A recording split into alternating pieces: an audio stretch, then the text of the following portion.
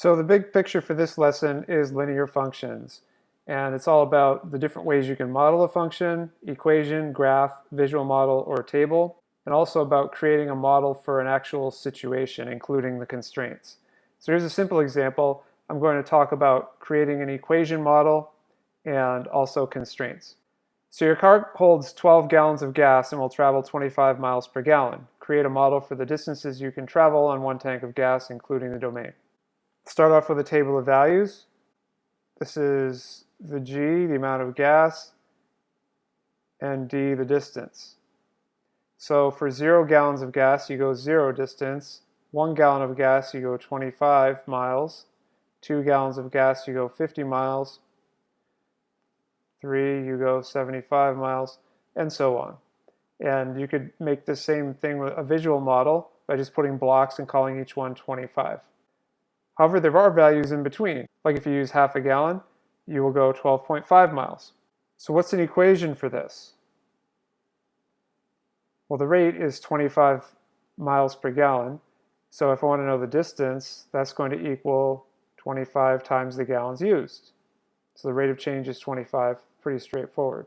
So if I were to graph D equals 25G, it would be a line like this,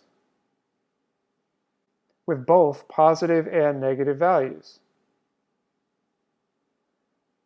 Now the problem is that doesn't really apply to the actual situation. In other words, you're not using negative gallons and going negative distance.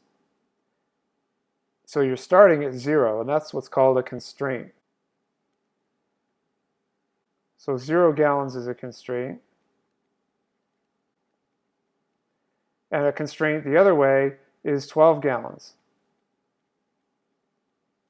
Because you can't use more than what's in the tank. So that means the number of gallons has to be greater than or equal to 0, less than or equal to 12. And this is also the domain of the function. And you could write it in set builder notation or interval notation. If you're going to write it in set builder, you would say that G is an element of the real numbers such that 0 less than or equal to G less than or equal to 12. Now the reason you use real numbers is because this is continuous. There could be any possible amount of gallons of gas in the tank between 0 and 12, including irrational numbers. So this is your domain for that situation. You could also write interval notation, looks like this,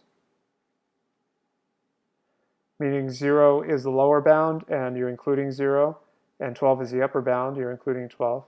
So a complete model for this situation is using this equation, D equals 25G, and the domain of 0 and 12. You want your model to only apply to the actual situation. So it's like a real model, not just an imaginary model. So that's the big picture for this lesson.